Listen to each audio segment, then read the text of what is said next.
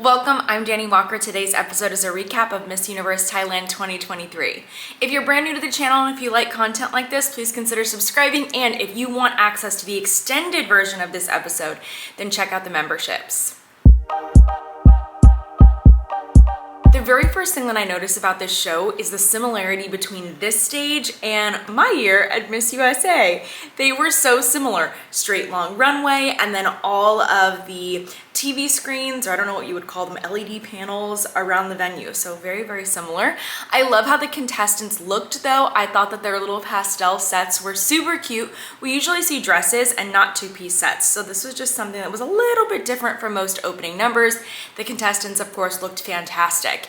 And unfortunately, I haven't been able to follow this year's competition as I have in the past because of travel and life. But I will say I was so surprised there were so many contestants. I found out there were 53 this year, and they went from 53 down to a top 20. And I was so glad to hear that that was the cut and it wasn't down to like a top 15 or a top 10. Oh my goodness. We have seen some pretty harsh cuts in recent years in pageantry, and I know it can be a little exciting, but at the same time, like, I want to see performances during the show. Let's talk about the top 20s swimsuit performances. These were the ones that were really standing out to me. Number 14 had a very strong spin turn and was doing such a great job. I liked her. I just didn't think that she needed that extra hair toss. That was very grand to me. So I wish she hadn't have done that, but I have to say I do love these swimsuits. Oh my gosh. The contestants that didn't make it to semifinals, they came out in a metallic, and then these ladies came out in a floral sequins suit, and it was so cute. Very iconic. I love it. They're gonna be very memorable.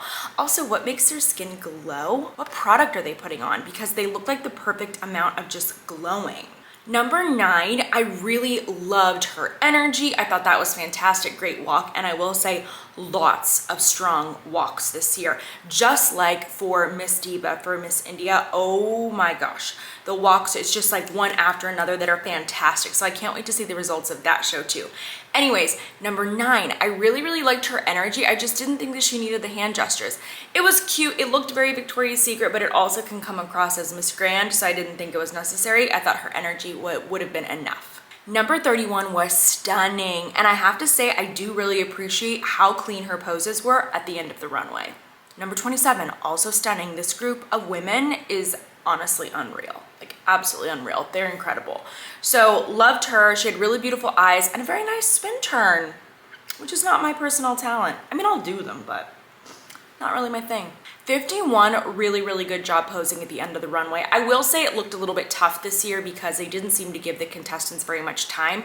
Also, I want to say I was really loving the music for Swim, and I like how they changed it halfway through just so it wasn't so repetitive, because after 20 girls, it could be a lot. So I really liked that. Number 20, I don't know if she can, but I just thought, come back. I loved her. I loved her facials, the walk, all of the energy. I just want to see her again. I want to see her continue to grow. Comment crown below if you agree with me. Number 4, okay, fan favorite, personal favorite of mine. I watched her compete back in 2020 when she was first runner-up to Amanda, and I've loved her ever since. I was so excited to see her come back. I was really rooting for her, but it is so tough in Thailand when you have returning title holders coming back to compete and former contestants. Like, it's just not easy. So I was still excited for her. I loved her. You could really hear the audience going. She was stunning as ever and delivered a strong performance.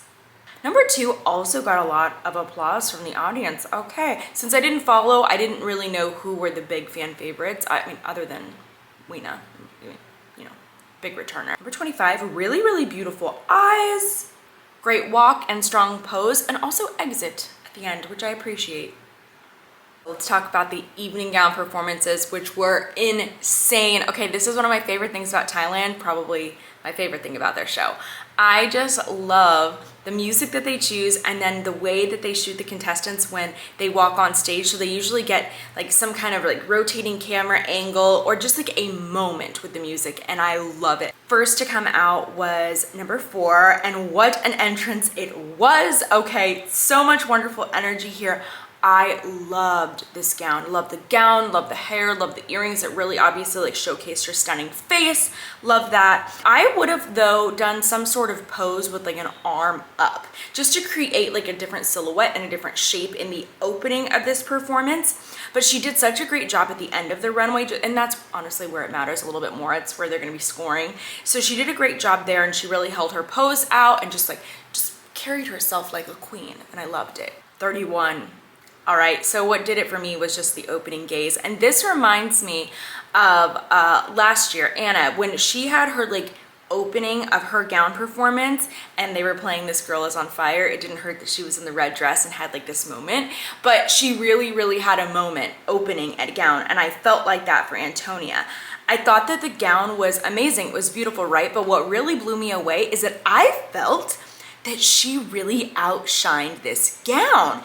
Like I looked at this dress on her and I was kind of like, this is okay. And that was just because her performance was so good. But if you really separate her from the gown, and if you would have put this gown on like so many other contestants, this gown would have helped carry a lot of contestants because it is so stunning and beautiful. And I love just like the cascading fringe. So it's lovely. But that's literally how good of a performance she had, is that the gown just kind of melted away. 37, I was obsessed with this gown style. It was amazing. I'm just getting really excited right now. I wish it was just like a tad longer or do a slightly shorter heel. And then I felt like a different pose at the end of the runway was needed. I mean, these are obviously small adjustments, but always things we can learn from. Number 14 was just stunning for gown. Oh my gosh. And the sway in her walk. When I think of a title holder that sways, I think of harnaz. And so whenever I see that now in pageantry, I'm like, the harnaz sway. 47, I thought this was such a great color on her personally, and she had a really great pose at the end of the runway. Now I do want to mention she had a little trip, but she recovered. Ladies, don't forget, it's okay if you trip. It's not the end of the world, okay? Like Pia had a little trip on stage. She still won Miss Universe. It's okay, people trip. Olivia Culpo tripped. Everybody kind of does a little trip now and then. Just don't react to it. Number 9, I have to say, I didn't really think that this gown was giving me Miss Universe Thailand, but I really liked her energy. And so she's consistent in energy, so no wonder that she kept advancing. Hello, like it's literally just her that is advancing, but I'd like to see her come back with different wardrobe. Number 20, all over great for me. So really nice entrance. She had a smooth walk the entire time, really pretty smile, and also just like the way that she was connecting with the audience, and then her final turn and pose. Perfect. So this would have scored very well with me. Number 27, wow, the opening look with this gown. I loved it. For me, this is a top performance. I have no critiques. I just love the gown, love the performance.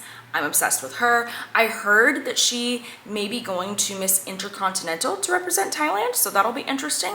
Let me know if you know. Let's get into our onstage question. For number 4, they asked her this. They said, raising awareness about sustainability is crucial for our world's future. How would you use your platform to educate others about the importance of protecting our environment? This was a perfect question for her. She said, as an owner and the host of an online TV show, I use my online TV show as a force for good. Okay, catch that.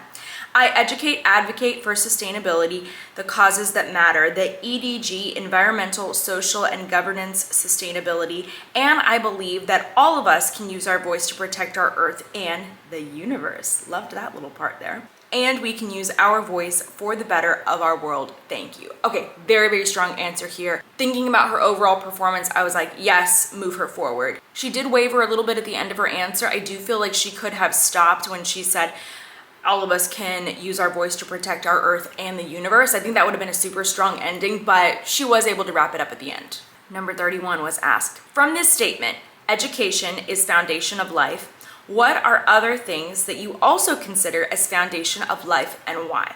She said, there are many things we consider the foundation of life, but what's more important is the quality of life. And the most important thing is to be happy and do what you love and give back to the community whenever it is needed. No matter what you do in your life, strive to achieve and be a force for good, once again, for the people around you and make a positive impact. Be a light of glory and never do anything without a good intention and 100% of your heart. So she got the crowd going with this answer, rightfully so. This was great. She also started to waver a little bit at the end, but did a great job wrapping everything up so that she wasn't just lingering in this answer. Very, very strong, great delivery. Honestly, great answer just overall. Number 20. Nowadays, there is an ongoing controversy over politics and youth. What is your view on this matter? How will you communicate to those with different views in order to compromise the potential conflict?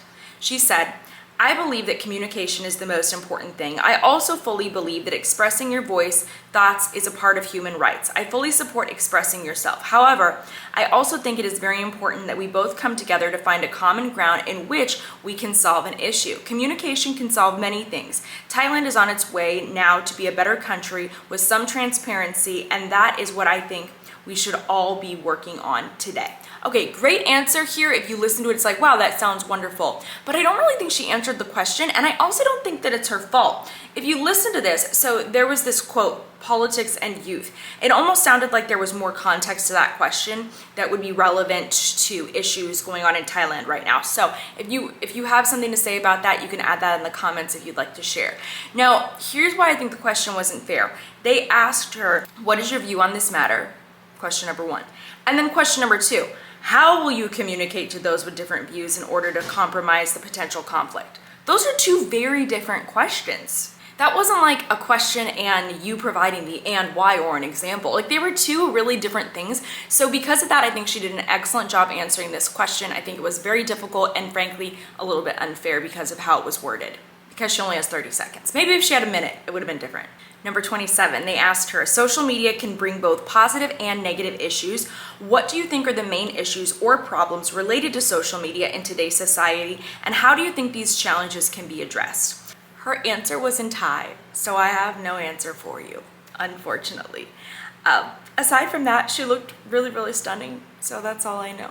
If you'd like to share about her answer in the comments, please do so. Number 9 was asked, if you had a chance to discuss a poverty and welfare issue with the new Prime Minister of Thailand, what measures would you like to propose to be taken by the new government as a campaign to improve the quality of life of Thai people? Also, this answer was in Thai. Aside from that, I do know that towards the end of this answer, she seemed to get thrown off a little bit, lose her words, and then she apologized, which usually is not a good thing in an onstage question if you're out there saying sorry. So I would assume that affected her placement. I have to say though, this was such a beautiful final look for the top 5. Like how stunning did they look? And then they wore this sponsored jewelry, and what a perfect advertisement for these jewelry companies. Like basically they just get this free kind of like video photo shoot footage by lending out the contestants these diamonds, and then they can use that for any of their social media or ads. How brilliant is that? The ladies looked stunning in it. Loved this part. In Thailand, what they do is they announce the 4th runner-up and the 3rd runner-up after the top 5 speak. So the 4th runner-up was number 9, and that makes sense to me considering that she was apologizing during that answer. And then the 3rd runner-up was number 27. They were all asked the same question for the final 3. Here's the question. If you were crowned Miss Universe Thailand tonight, in your opinion, what would be the global issue needed to solve urgently, and how would you use your voice to convince and invite people to be a part of the solution?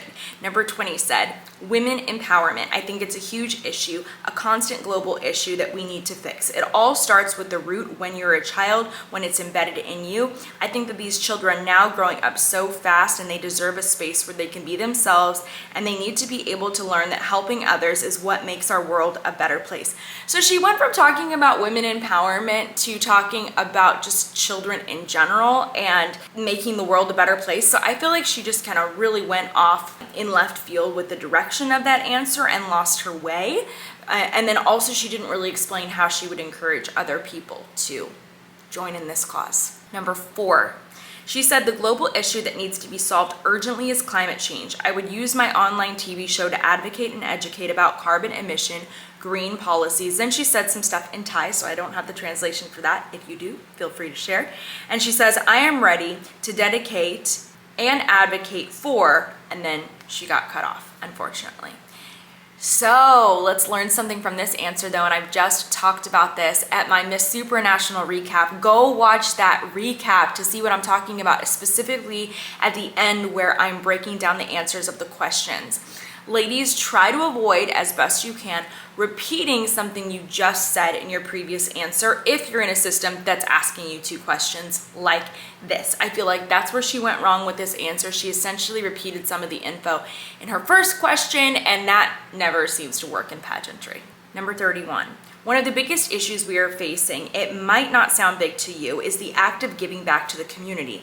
It doesn't take much to reach out a lending hand to give back to those who are struggling every day to have food on the table and a roof over their heads. So as Miss Universe Thailand, I will encourage you to give back wherever you can and use social media as a platform to raise awareness about the issue, to gain more movement, and to use your voice to speak. She also got caught off slightly, but her answer sounded more like a definitive ending. So in this one, she talks about giving back. Like, that's the issue that we all need to address. And I think the distinction here with her answer was that she also said, like, as Miss Universe Thailand, I'll be encouraging you of this, and I'm going to encourage you to use social media as well, so we can all address this problem. I feel she did a good job overall with this question. Her delivery of it was great. She didn't get cut off too badly at the end, so she had a more complete sounding answer, and she had an overall fantastic performance. So this was really, really tough for the top 3. Honestly, I think that they all did an overall good job, and I think that when I watched the whole show, all of the results did make sense to me with the placements, and I understood how, maybe the opinions and the feelings of the judges. Number 4 was second runner-up, and I was like, personally just hurt because I was rooting for her. Number 20 was first runner-up, and then 31, Antonia, was the winner. Oh my gosh, Miss Universe Thailand, what a feat. So if you don't already know, she was Miss Supranational, and she's grown so much since then. It was really interesting to see her transition over to the Universe title because that's pretty rare. It's common to see contestants compete at a different international pageant, maybe a contestant that was first runner-up somewhere else or in a top 5, something like that. We do see that, but I don't know the last time we've seen an international winner of a competitive pageant win a national title for one of their competitors. And let me know if you know, but it's just, this is an incredibly rare thing to see. I'm amazed. I'm very curious about her entire journey, but I do feel like she is so well prepared for this. And I really think that she's one of their best prepared candidates in many years. What we've seen is that, like, the Thai contestants, they have so much great prep. Like, they have the wardrobe, they have the hair, they have the makeup, they really work on the walks, but I feel like they've been getting knocked out when they get to an onstage question. And sometimes it's not even a fully judged onstage question. Sometimes it's just a host interaction. And they just seem to be a little bit nervous there. I feel like that's what's going on. So honestly, can you imagine if she's the winner of Miss Universe this year? Like another Miss Thailand? Oh my gosh. I feel like if she just keeps working on being confident in the way she answers her questions, that she already has the natural ability to answer an onstage question and challenging ones at that. So I feel like she's their best shot in a while for Miss Universe. So I'm excited for her. I already fully expect, though, honestly, that she's gonna place. I just kind of get that from her. Just looking at the walk, the wardrobe, the hair, the makeup, she's never off. That's how I feel about the show overall. I hope you enjoyed watching it, and I hope you're gonna check out my other recent Miss Universe recaps for the 2023 season. I hope you enjoy them, and I'll see you soon.